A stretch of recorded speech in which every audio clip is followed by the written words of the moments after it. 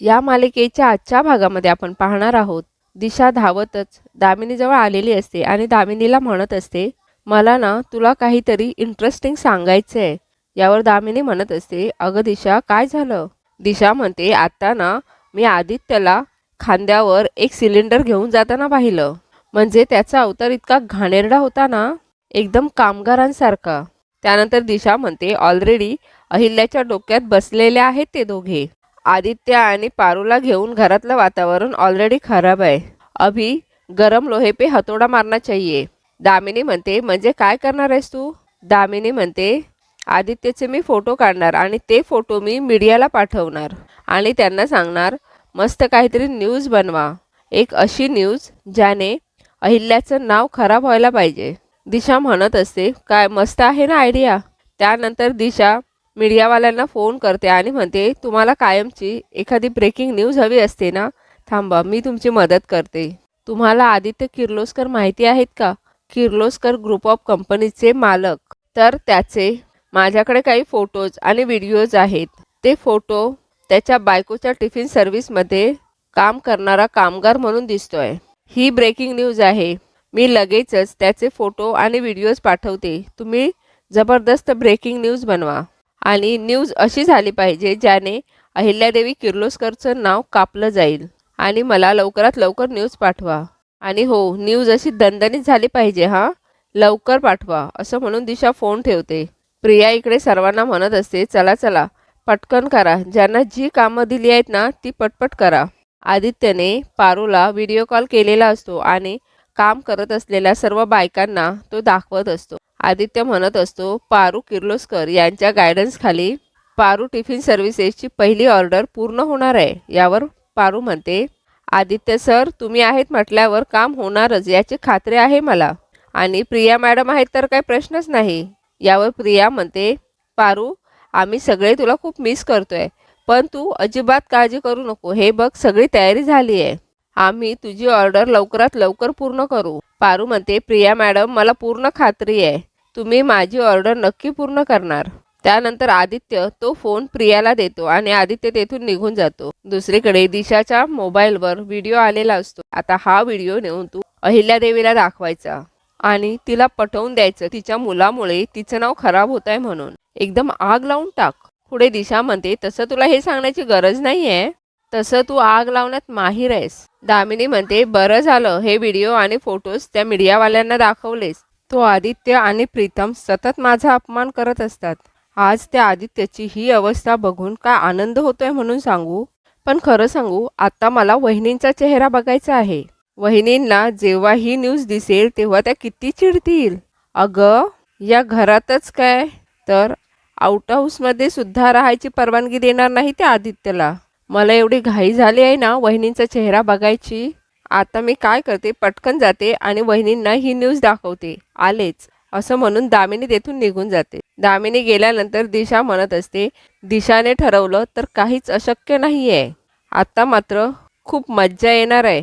आता आदित्य किर्लोस्कर जगासमोर एक बिझनेसमॅन म्हणून नाही तर स्वतःच्या बायकोच्या टिफिन सर्व्हिसमध्ये काम करणारा एक बेसिक कामगार म्हणून दिसणार आहे. ही न्यूज सगळ्यांसमोर पोहोचली तर त्या बिचाऱ्या अहिल्या किर्लोस्करचं नाव सगळ्यांसमोर किती खराब होईल.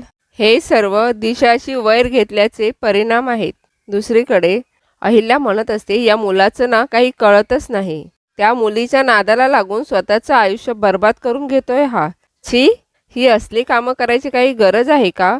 म्हणजे कामाला नाव नाही ठेवत आहे मी, तरीही एका एवढ्या मोठ्या कंपनीचा CEO होता हा मुलगा आणि त्याने ही अशी कामं करावी.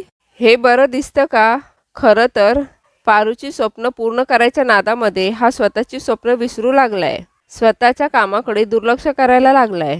आत्ता कुठे त्याचं ड्रीम प्रोजेक्ट सुरू होत आहे आणि ते सोडून तो भांडी घासायला लागलाय. आता ही क्लिप व्हायरल होणार, लोक नको नको ती नावं ठेवणार. लोक म्हणणार, किर्लोस्करांना ही अशी कामं शोभतात का?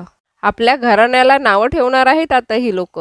इतक्यातच प्रीतम येतो. प्रीतम म्हणतो, आई अगं असं काहीही होत नाही आहे, उलट लोक त्याचं कौतुक करतायत. हे ऐकून दिशा आणि दामिनीला धक्का बसतो. अहिल्यादेवी म्हणते, म्हणजे?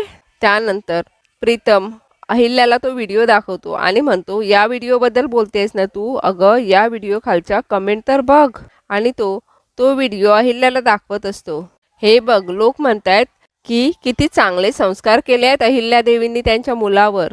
आणि काय, आदित्य डाऊन टू अर्थ आहे. एवढा मोठा बिझनेसमॅन असून सुद्धा त्याचे पाय जमिनीवर आहेत. आई, सगळ्या पॉझिटिव्ह कमेंट्स आहेत ग. आई, मला काय वाटतंय ना की आपण चांगली कामं करत राहायला पाहिजे. चांगुलपणा कधीच वाया जात नाही असं म्हणतात. दिशा आणि दामिनी दोघीही आपला मोबाईल चेक करत असतात. पुढे प्रीतम म्हणतो, आई, दादा आपलं नाव खराब नाही करत आहे, उलट नाव कमवतोय तो. सगळ्या लोकांसमोर एक आदर्श उभा करतोय. म्हणजे मला असं वाटतंय की दादाचा भांडी घासतानाचा नाही तर स्वयंपाक बनवतानाचा एखादा व्हिडिओ मुद्दाम व्हायरल करायला हवा. म्हणजे पारू टिफिन सर्व्हिसेसची ग्रोथ अजून ग्रूम होईल. असं म्हणून प्रीतम हसत असतो आणि दिशाला म्हणत असतो, काय दिशा, बरोबर आहे ना? यावर दिशा काहीही बोलत नसते. दिशा लगेच तेथून निघून जाते. पारू टिफिन सर्व्हिसमध्ये आदित्य म्हणत असतो, काय मस्त सुगंध येतोय ना? एक ताई म्हणत असतात, स्वयंपाक तर झाला, परंतु सुरणाची भाजी पारू स्पेशल बनवते आणि ऑर्डरमधला सर्वात महत्त्वाचा मेनू म्हणजे सुरणाची भाजी आहे आणि आम्हाला कुणालाही तो बनवता येत नाही. आदित्य म्हणत असतो, काय, कुणालाच येत नाही? त्या ताई म्हणतात, बनवता येतो पण पारूसारखा स्पेशल नाही. आदित्य म्हणतो, मग आता काय करायचं?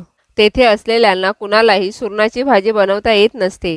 आदित्य म्हणतो, मी पारूला फोन करतो, ती नक्की काहीतरी सोल्युशन देईल. त्यानंतर आदित्य पारूला फोन लावतो.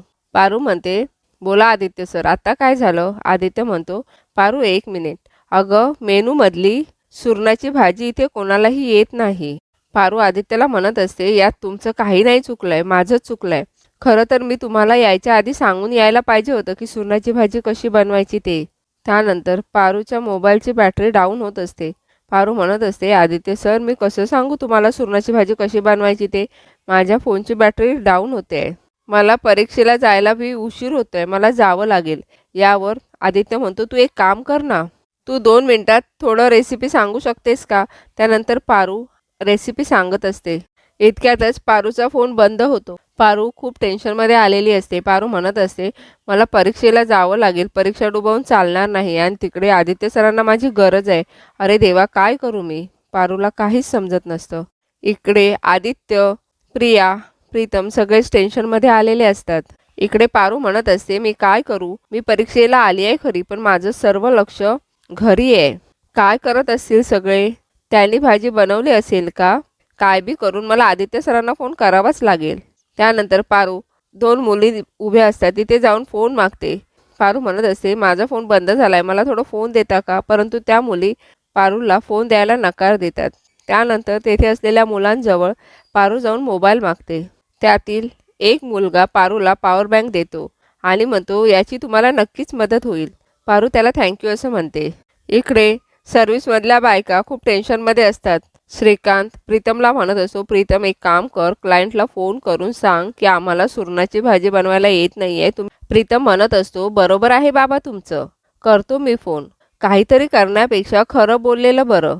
असं नाही की आपण काही प्रयत्नच केला नाही. श्रीकांत म्हणत असतो, कर, फोन कर. प्रीतम म्हणतो, दादा आल्यावर करेल ना. श्रीकांत म्हणतो, नाही, फोन कर, ऐक माझं. त्यानंतर प्रीतम त्या कस्टमरला फोन लावतो. कस्टमर समोरून कॉल रिसीव्ह करतो. कस्टमर विचारत असतो, ऑर्डर कशी चालू आहे? प्रीतम म्हणत असतो, तुमची ऑर्डर कंप्लीट झाली आहे, फक्त तो मेनूमध्ये सुरण आहे ना, त्याऐवजी तुम्ही आम्हाला दुसरा काहीतरी ऑप्शन द्या ना. यावर तो कस्टमर म्हणतो, नाही, सुरणाची भाजी तर मेन आहे. कस्टमर म्हणतो, तुम्ही काहीही करा, पण ऑर्डरमधला मेन पदार्थ हाच आहे, त्यामुळे मला सुरणाची भाजी हवीच आहे. यावर प्रीतम म्हणतो, हो आम्ही करतोच आहे, फक्त जस्ट अल्टरनेटिव्ह चालेल का असं विचारूयात म्हणून फोन केला. त्यानंतर प्रीतम फोन ठेवतो. प्रीतम म्हणत असतो, आपण एक काम करूया, इंटरनेटवर रेसिपी बघूया आणि तशी भाजी बनवूयात. नाहीतर आपण एक काम करू शकतो बाबा, आपण बाहेरूनच भाजी ऑर्डर करूया आणि ती भाजी तशीच त्यांना देऊयात. यावर श्रीकांत म्हणतो, नाही प्रीतम, हे चुकीचं आहे. काय आहे ना, त्या कस्टमरने आपल्यावरती विश्वास ठेवलेला असतो आणि हे असं करणं म्हणजे आपल्यावरचा विश्वास डळमळण्यासारखं आहे. बाहेरून काहीतरी आणायचं आणि आपल्या नावावर विकायचं. पारूच्या किचनमध्ये हे चालणार नाही, ऐक माझं. त्यानंतर सगळेच जण टेन्शनमध्ये असतात. प्रीतम रेसिपी इंटरनेटवर बघत असतो. दुसरीकडे पारूने आदित्यला फोन लावलेला असतो. पारू म्हणत असते, असं फोनवर बघून भाजी बनवता येत नाही आदित्य सर. पारू म्हणत असते, तुम्ही एक काम करा आदित्य सर, त्यांना सांगा की सुरणाची भाजी नाही आहे, दुसरी कोणती तरी भाजी देतो. त्याला विनंती करा प्लीज. आदित्य म्हणतो, हो काही हरकत नाही आहे, आपण त्यांना विनंती करू शकतो. त्यानंतर आदित्य म्हणतो की आत्ताच मी त्यांना फोन केलेला, त्यांना विचारून घेतलं की सुरणाच्या भाजीऐवजी दुसरी कोणती भाजी दिली तर चालेल का, तर ते मला हो असं म्हणाले. आम्ही एक काम करतो, पनीरची भाजी बनवून ऑर्डर पोचवतो. त्यानंतर आदित्य पारूला म्हणतो की तू जा आणि नीट पेपर दे, तू इकडचं काहीही टेन्शन घेऊ नको, आम्ही आता ऑर्डर पोचवूच असं म्हणून आदित्य फोन ठेवतो. यावर प्रिया म्हणत असते, आदित्य दादा तुम्ही पारूला असं का सांगितलं. आदित्य म्हणतो, पेपर आहे तिचा, तिला टेन्शन म्हणून मी असं सांगितलं. मला खरंच कळत नाही आहे की आपण काय करावं. आपण काहीही करून हा प्रॉब्लेम सॉल्व्ह केला पाहिजे. श्रीकांत म्हणतो, आपल्याकडे आता एकच मार्ग आहे. प्रिया म्हणते, बाबा तुम्हाला हे माहिती होतं तर तुम्ही अगोदर का नाही सांगितलं. श्रीकांत म्हणतो, त्याला कारण आहे. प्रीतम म्हणतो, कुठलं कारण, काय ते सांगा ना बाबा. श्रीकांत म्हणतो, काय आहे ना, ही सुरणाची भाजी अहिल्या खूप चांगली करते, म्हणजे पारूने सुद्धा तिच्याकडून शिकली होती. ही भाजी जर अहिल्याने केली ना तर आपला प्रॉब्लेम सॉल्व्ह होईल. आदित्य म्हणतो, आई नाही ऐकणार. श्रीकांत म्हणतो, तू जर अहिल्याशी बोललास ना तर ती नक्की ऐकेल, बोलून बघ. त्यानंतर आदित्य अहिल्याजवळ जातो. इकडे अहिल्या, दामिनी आणि दिशा बसलेल्या असतात. दामिनी म्हणत असते, दिशा ही बाई एवढी शांत कशी काय बसू शकते, हिला काहीच फरक पडत नाही आहे का. दिशा म्हणते, ही उगाच एवढी शांत नाही बसली आहे, ही शांत बसली आहे म्हणजे मला वाटतं नक्कीच काहीतरी वादळ येणार आहे. दामिनी म्हणते, म्हणजे हे शांततापूर्वीचं वादळ आहे. यावर दिशा म्हणते, वादळापूर्वीची शांतता म्हणतात. दामिनी म्हणते, तेच ते. इतक्यातच आदित्य तेथे धावत पळत येतो. दामिनी म्हणते, ए आदित्य काय रे, डायरेक्ट असा घरात काय घुसतो. मला मान्य आहे तुला परमिशन दिली आहे वहिनीने. नाही नाही नाही नाही, वहिनीने दिलीच नाही आहे तुला परमिशन. दादासाहेबांमुळे तुला घरात यायला चान्स मिळाला आणि जेव्हा येतोस तेव्हा काहीतरी कामच घेऊन येतोस वहिनींकडे. आता सुद्धा काहीतरी कामच घेऊन आला असशील ना, बोल काय काम आहे. अहिल्या मात्र शांतपणे तेथे बसलेली असते. आदित्य म्हणत असतो, आई आई मला आता तुझी मदत हवी आहे, प्लीज नाही म्हणू नकोस. आदित्य म्हणत असतो, आई काय प्रॉब्लेम झालाय ना, पारूने हे जे पारू किचन सर्व्हिस चालू केलं आहे ना त्यामध्ये एक मोठी ऑर्डर आली आहे आणि ज्यांनी ऑर्डर दिली आहे त्याच्या मेनूमध्ये सुरणाची भाजी बनवायला सांगितली आहे. आता आम्हाला ते काही कारणास्तव कंप्लीट नाही करता येत आहे. मी त्यांना रिक्वेस्टही केली दुसरी कोणती तरी भाजी बदलून द्या म्हणून, परंतु त्यांनी नकार दिला आणि पारू पण नाही आहे इथे. आम्ही ते व्हिडिओज वगैरे बघून भाजी बनवू शकतो पण त्यात काही मजा नाही आहे. आई सुरणाची भाजी या घरात फक्त 2च व्यक्तींना येते आणि पारू जिच्याकडून शिकली आहे अशी तू